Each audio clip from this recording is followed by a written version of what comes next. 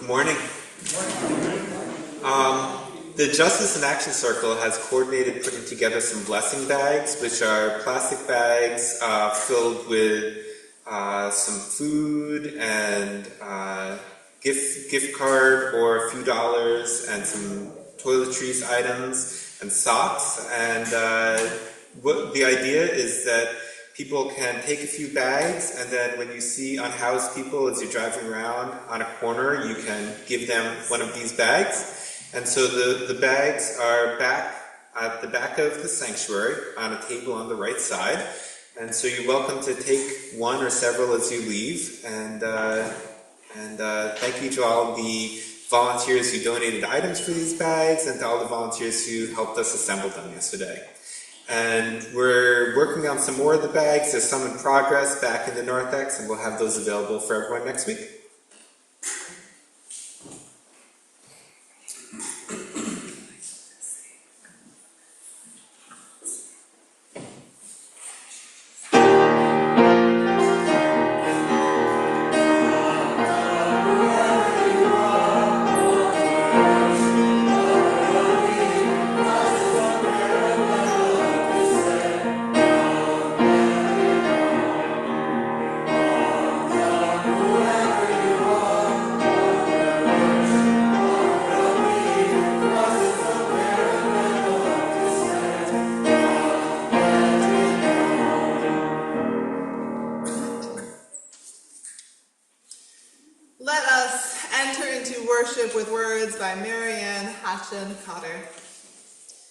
Welcome to this place of possibility.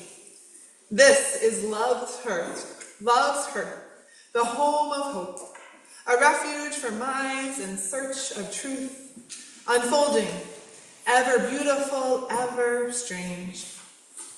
Here, compassion is our shelter, freedom our protection from the storms of bigotry and hate. In this abode, may we find comfort and courage. Here, may our sight become vision, to see the unseen, to glimpse the good that is yet to be. Come, let us worship together. I invite you to rise in body or in spirit to join our voices in our opening hymn, Morning Has Broken, at number 38 in the Gray Hymnal.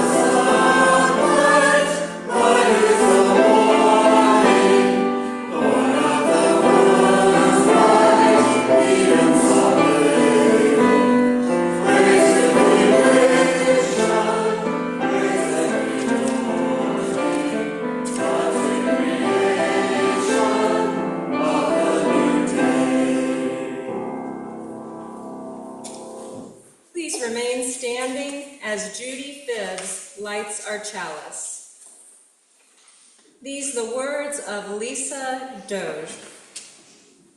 What if sometimes it's not about a light in the darkness? What if sometimes it's about sparking potential into possibility and possibility into existence? What if sometimes the flame that burns in the chalice of our faith is nothing less than the ember of hope and nothing more than love set ablaze. What if sometimes all we need do is follow this flame, one among scores, hundreds, thousands of steadily flickering flames across the land and among so many peoples, on the way to justice and into the land of peace? What if we dare to kindle that chalice?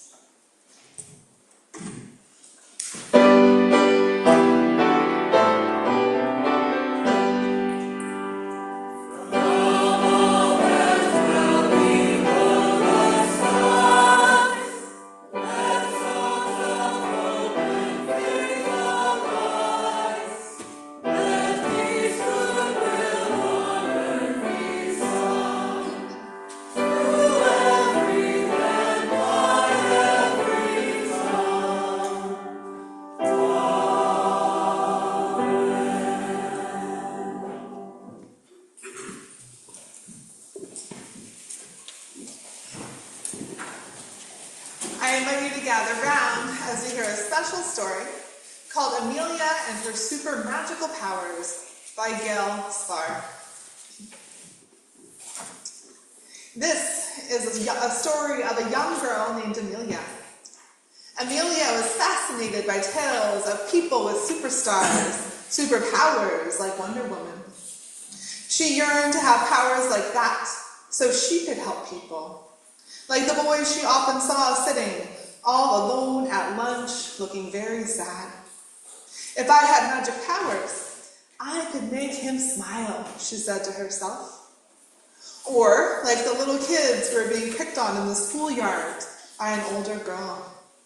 Ooh, superpowers would straighten her out fast, she said. And whenever she walked past the old rundown park near her house, she imagined how magic powers could fix it up so kids had a place to play. One night, just as Amelia was about to fall asleep, a fairy godmother came into her room. "Hello, Amelia," she said. "I'm here to help you. What have you been wishing for?" "Oh," said Amelia, "please give me some super magic powers so that I can make a difference." "Well," said the fairy godmother, "I'm happy to give you some magic, Amelia, but "Oh, thank you, cried Amelia. And with that, she fell right to sleep. The next morning, when Amelia woke up, she remembered what had happened the night before. She jumped out of bed, eager to get going, and test out her new superpowers. As she walked to school, she realized she'd forgotten to ask what she needed to do to release those powers. Say some secret words, give a high sign, or something else. But she decided she'd figure it all out as she went along. That day, she saw at lunch the same sad boy sitting by himself again. "Let's try my magic," she said, as she wiggled her fingers at him from a distance. Nothing. Maybe I need to move closer, she thought. So she walked closer to him, and he looked up at her. She couldn't help but give him a friendly smile. And when she did, his face beamed with his own huge smile. "Huh," thought Amelia, "I really do have magic." "Can I join you for lunch?" she asked.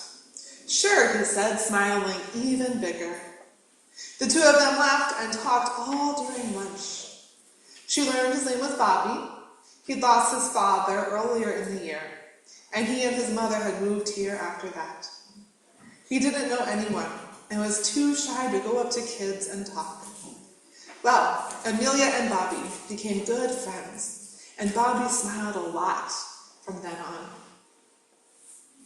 One day soon after that, Amelia and Bobby were in the playground when they saw Karen bullying two younger kids by the swings. She'd read about what to do with bullies, but she had never tried any of it before, because she wasn't really sure she could do it. But now, with her superpowers, she was ready. Come on, Bobby, let's help those kids. So they walked up to where Karen stood, over the two children, and Amelia wiggled her fingers at her and said loudly, Karen, stop it right now.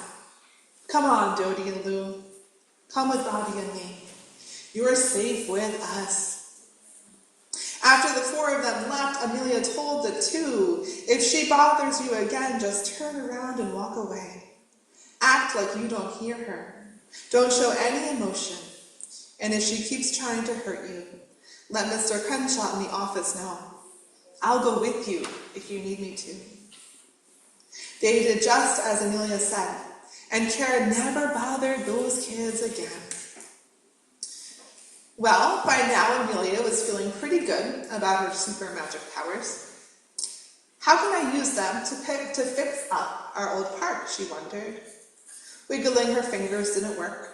She still didn't know any magic words. Maybe if I start working to clean it, something will occur to me. And so she did. She took trash bags to the park and started picking up trash that had been left there. Before long, a couple friends came by and asked what she was doing. I'm fixing our park so we can play in it again. That sounded like a great idea to her friends, and they began to help. Soon, other kids joined them. They picked up trash, pulled weeds, and cleared out dead brush. Little by little, the park began to look better. When some of the parents saw the improvement, they decided to help. Some mowed the grass, others built picnic tables, and still others convinced the city to buy some new equipment. It was hard work, and it took many days, but they got their new park. When it was all done, the whole neighborhood had a picnic to celebrate it. After the picnic, Amelia fell exhausted into bed. She was just about asleep when the fairy godmother came back. Oh, I'm so happy to see you, said Amelia. I want to thank you for giving me all of those super magic powers. But I tried to tell you my wand was broken, and I didn't give you any, said the godmother. You must have given me powers, protested Amelia. How else could I have made Bobby happy, stopped a bully, and given our neighborhood a wonderful park? The fairy godmother just smiled. My dear, you did that because you possess 3 powers that you developed yourself: kindness, bravery, and determination. With those 3 things, you are making a difference. And with that, Amelia fell fast asleep. Thanks for listening.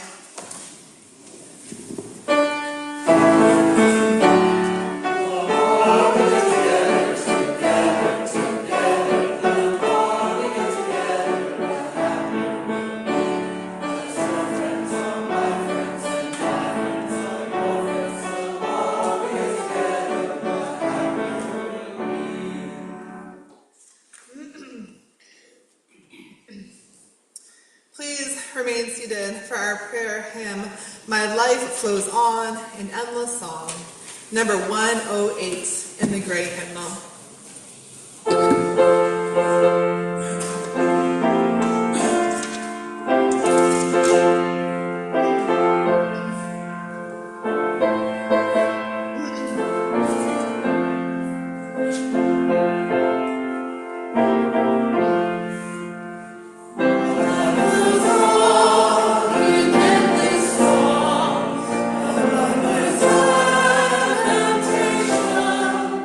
I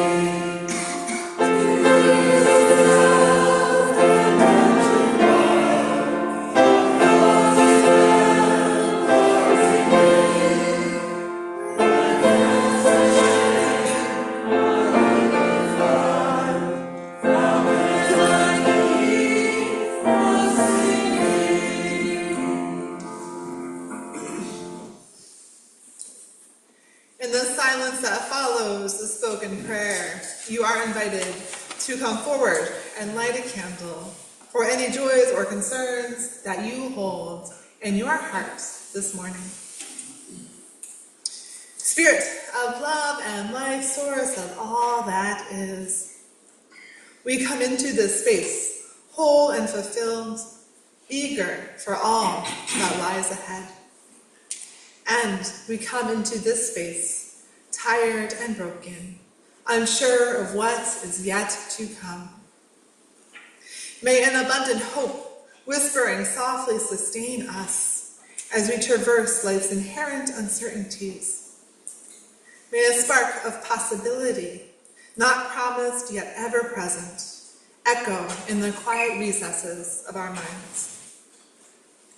May we trust in impermanence, in the fleeting nature of all things, that hardship will pass and that in time joy will return. May the enduring power of truth and love remain steadfast, as it has carried and healed generations before us. In each blessed and finite day, may we remember our unity, the living web that binds us together, strengthening us beyond ourselves. May strength, faith, and compassion rise within us again and again. For today, we are blessed by our togetherness. Today, we are held in the wonder of possibility. May it be so, and amen.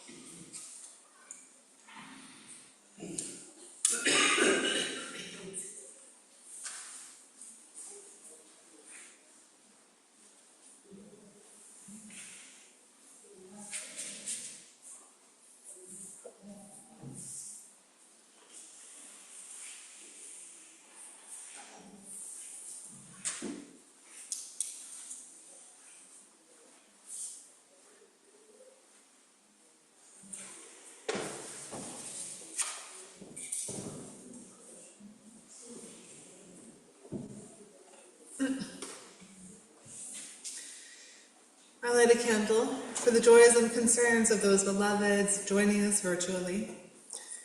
And I light a candle for all else that we hold in our hearts and our minds this morning.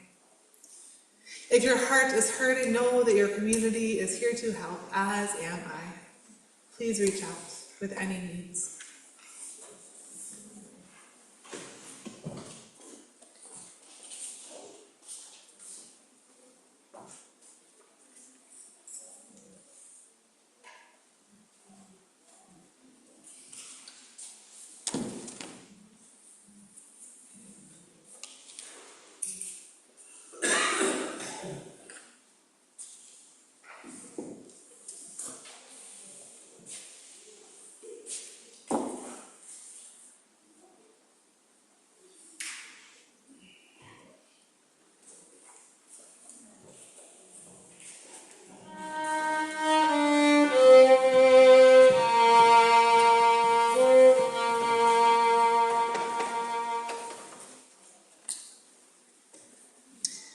We Make It Possible by Jessica Lynn. I come on Sunday feeling weary, having worn out the snooze button on my alarm clock. I come on Sunday feeling frightened, having seared my eyes reading the latest news. I come on Sunday feeling burdened, having fretted about my workday worries. But I leave Sunday service feeling refreshed, having been renewed by the spirit of love in the community that exists here. I leave Sunday service feeling whole, feeling lifted up by the words of righteous challenge. I leave Sunday service feeling energized, ready to continue our fight for peace and justice. This haven, this refuge, this place of worship and wonder exists because we make it so with our contributions, the gifts of our time, our skills, our food, our love, our laughter, and our money. Please join me in giving so that we may continue to have a place that fortifies and challenges us in these trying and troubled times. For those of you watching the service online, you may contribute to a virtual offering plate using the donate button on our website or by mailing a check to the church office. I invite the ushers forward to receive the offering.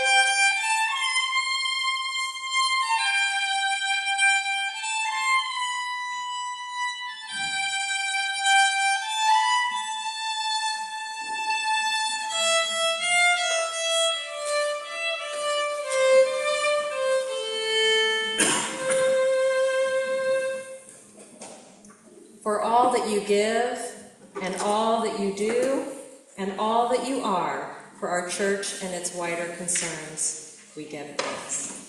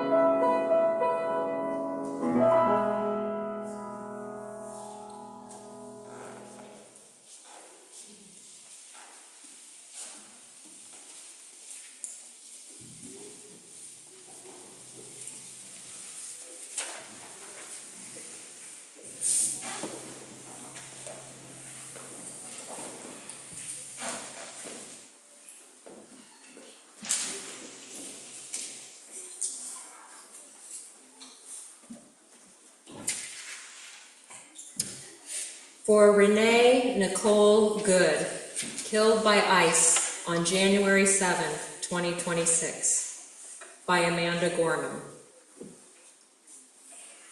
They say she is no more, that there her absence roars, blood blown like a rose, ice wheels flinched and froze. Now, bare riot of candles, dark fury of flowers, pure howling of hymns.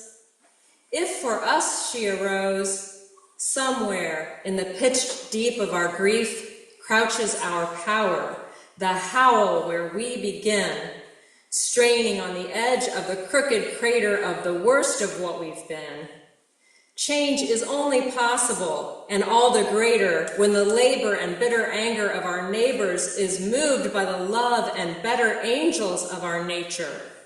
What they call death and void, we know is breath and voice. In the end, gorgeously, endures our enormity. You could believe departed to be the dawn when the blank night has so long stood. But our bright fled angels will never be fully gone when they, forever, are so fiercely good.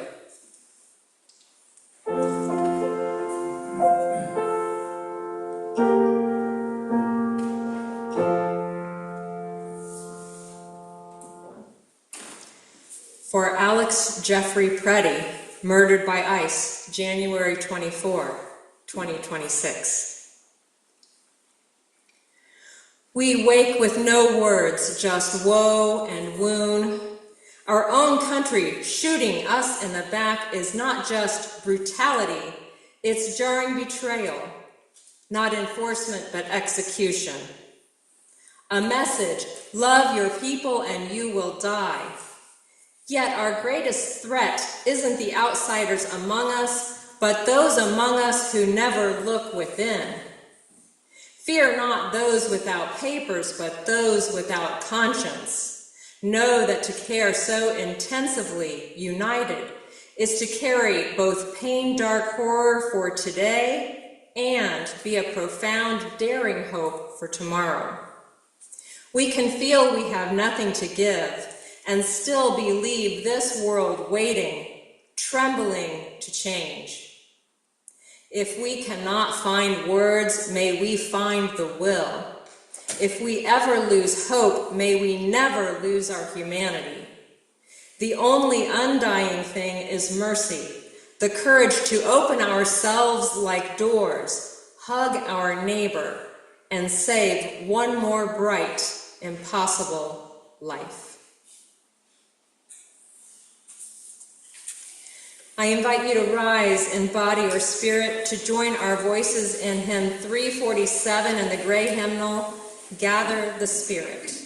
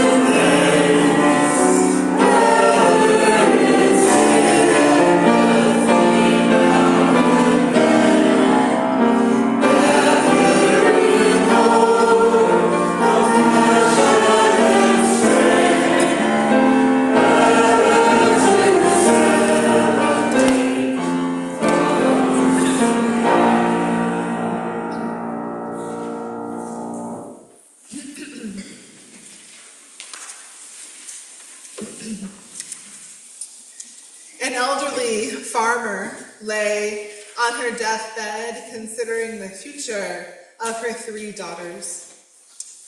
These young women quarreled night and day. She attempted to reconcile through engaging in conversation, emphasizing forgiving, forgetting, and living in peace. Her daughters ignored this wise advice and grew more bitter by the day. As the old woman's health deteriorated, she called her 3 daughters to her bedside. She requested they bring with them a bundle of sticks. She offered the bundle to each daughter in turn. "I want you to break these sticks in 2, she instructed. Each daughter followed her orders, and none of them could do so. The bundle of sticks remained whole and intact. "Now," offered the ailing farmer, "take one and try to break it." The daughters each held a lone stick and easily snapped it in 2. "See," the farmer offered, "you are like these sticks. Held together, no one person, no one event can harm you. Yet divided, you are easily destroyed." The story was told by Aesop, an ancient, wise, and learned man who regularly told simple stories imbued with insight. Acting as one, we are forever stronger than alone. In our pursuit of justice, activism, and our lives of faith, we are more resilient when we are united. We find strength in unity, and we find faith in possibility. Forever united, we are able to create a world grounded in integrity and shared values to help shape the future we now imagine. My friends, we are in a time of urgency, leaving the masses destitute. Widespread economic uncertainty looms. Our planet cries out as we take advantage of her many resources. Food insecurity grows. Structures that kept us safe, whether democracy or global security, are threatened. Authoritarianism and fascism are stronger by the day. What does the future hold? Let us resist despair. There are no certainties, but there is possibility. Rebecca Solnit, American author and activist, articulates the trials, tribulations, and likewise the assurances of this turbulent and trying time. When we think of an emergency, we may reflect upon house fires, natural disasters, and imminent violence, a crisis that requires an urgent response. We are in such an emergency now, but as Solnit writes, it is not too late because the emergency is not over. The outcome is not decided. We are deciding now. What will I do? What will each of us do in the impending days, months, and years ahead? Do not lament nor give up hope, as our country and our world are veiled in violence and a dark uncertainty, for nothing is yet decided. None of us can foresee what awaits us, but we can hold as truth that what lies ahead is dependent on what we do now. An emergency can involve terrible loss, or it can bring about magnificent transformation, Solnit writes. I do not believe that this dichotomy is absolute, but I hear the whispers of transformation. This terrifying moment can bring about a deeper sense of compassion, a stronger sense of solidarity. This moment allows us to grab a deeper clarity of our own humanity. This moment can teach us the power of collective action. It strengthens our resilience as it fosters spiritual growth. This is the power of transformation. We heard poet and activist Amanda Gorman's lament of the murders of Renee Good and Alex Pretty. They say she is no more, she poignantly writes, that there her absence roars like blood blown like a rose. She observes our country shooting us in the back is not just brutality, but it's a jarring betrayal, not enforcement, but execution.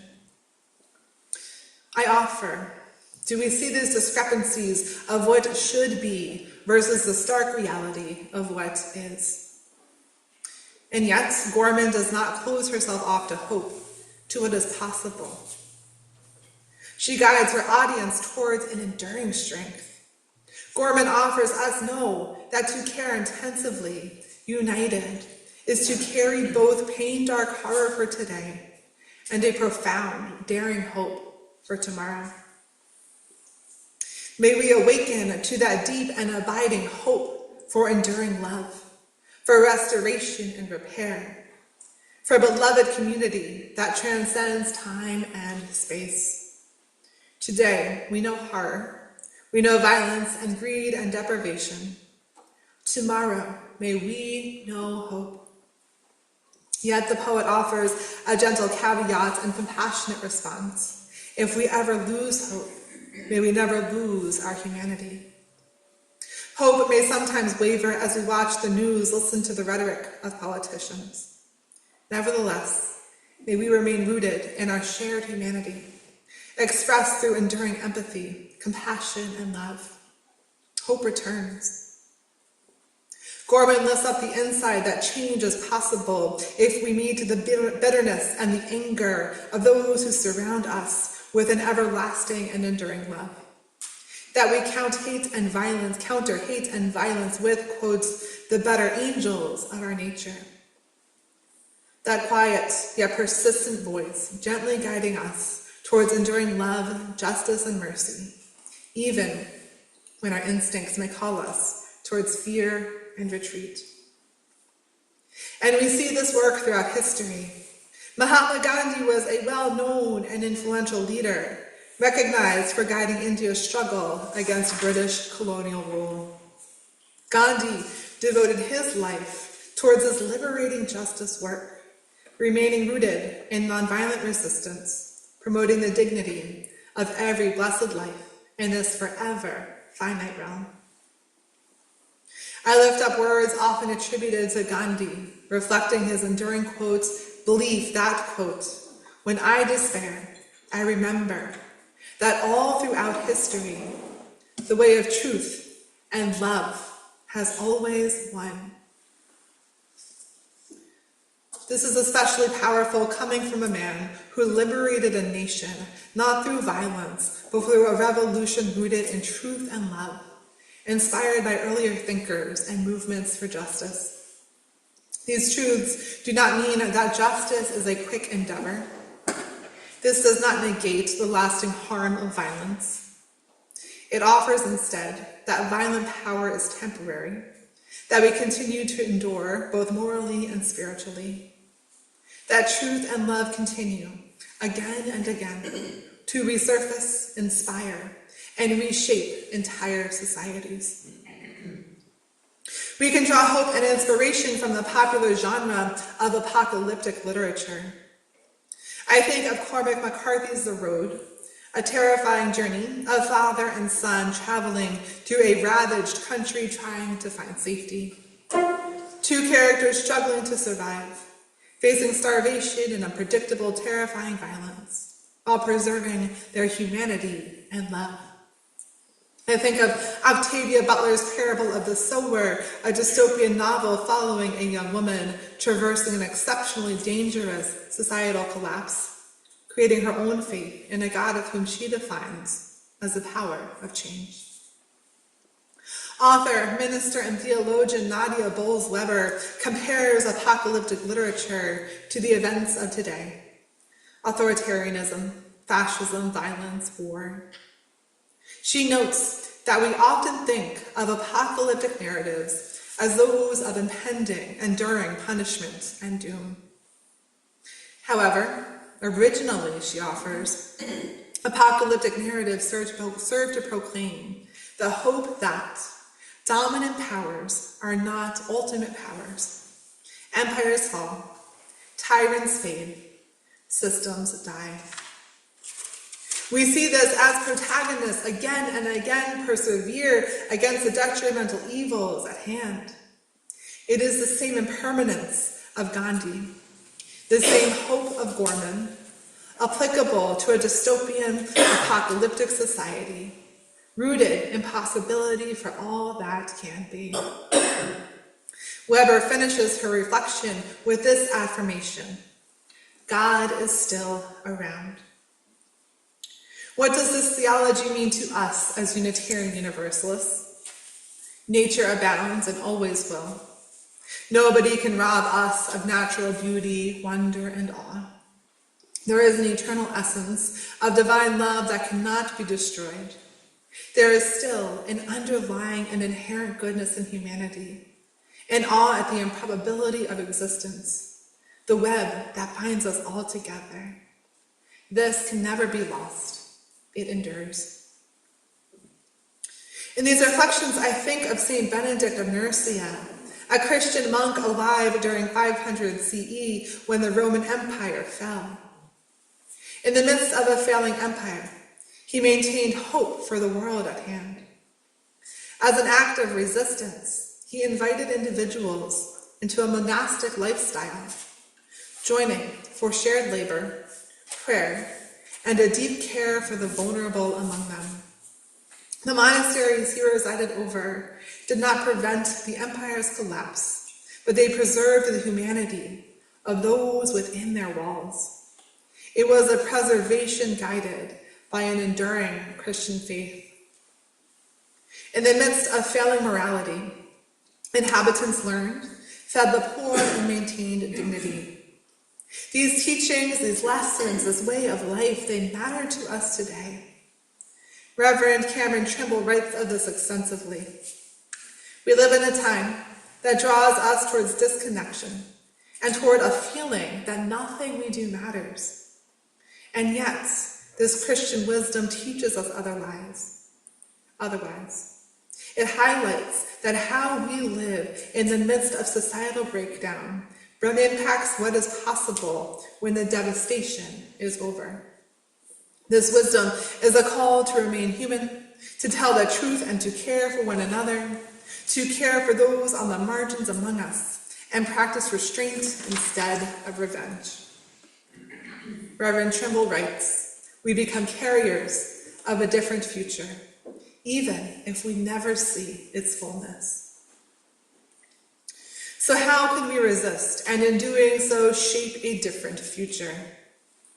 The reflection I offer is based on a second article by Reverend Cameron Trimble, examining the authoritarian responses to the murder of Alex Preddy, the attempts to strip them of his humanity, to cover the act with lies, to take over ordinary lives of the masses, to paint their elaborate web of falsehoods.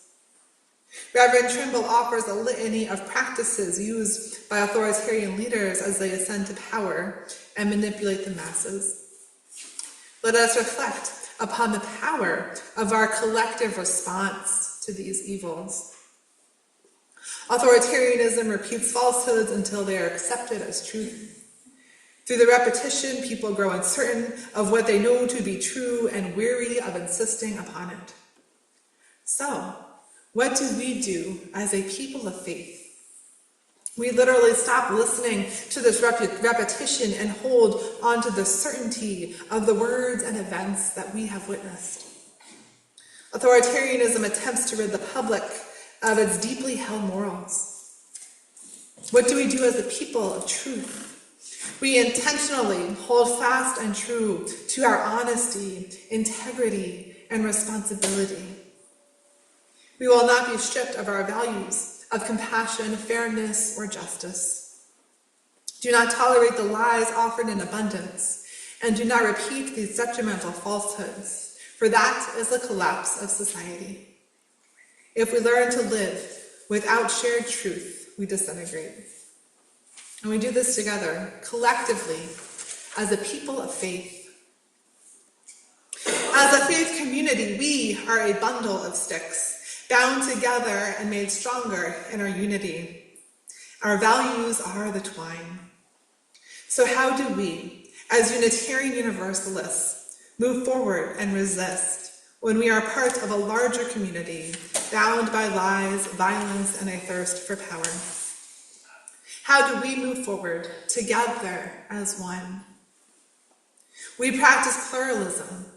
We are each a sacred being, and we are all blessedly diverse in culture, experience, and theology. Instead of using these identities to divide us, we celebrate the diversity among us as a true and precious gift. We work towards justice in building a beloved community where no one is merely tolerated, but where all are fully welcomed and empowered to thrive. This is in direct response to isolation, anger, and falsehood stoked by those in power. We honor our interdependence by acknowledging that the web that binds us together is justice and integrity, and as such work so that none of our siblings get lost in lies, hate, or manipulation. Furthermore, we practice equity, this inherent worthiness and dignity of each and every blessed being in this forever finite realm, none to be forgotten or ignored, not lost in a web of lies and falsehoods, but held forever in a universal love. We are a faith grounded in persistent hope and in gratitude for a life well lived, a faith of transformation that grows and changes alongside the world, promoting goodness, decency, compassion, and love. So may we embark on this journey as one united whole, stronger and more resilient for it. May our actions be bound by our shared and abiding faith and all that we hold divine. May our conduct not be guided by lies, but held always in a web of integrity and truth. For lies divide us, manipulation divides us. So may our shared humanity be paramount as we traverse together this one wild and fleeting life. May we know the beauty that forever remains, the pink magnolias and the towering redwoods, the eternal essence of divine love, and may we find strength in its persistence, for true wonder cannot be destroyed. The emergency is not over. Nothing has been decided. So may our actions today and the next day and the next be grounded in justice, compassion, and equity for each wonderfully diverse inhabitants in this forever broken yet beautiful world. May we not only survive but thrive in a world where justice prevails and equity reigns. May we live, may we know, may we love, may we know the strength and unity, the power of possibility. May we know truth, integrity, and morality in each of our forever finite days. May it be so, and amen. I invite you to rise in body or in spirit for hymn number 29, Joyful, Joyful, We Adore Thee, in the gray hymnal.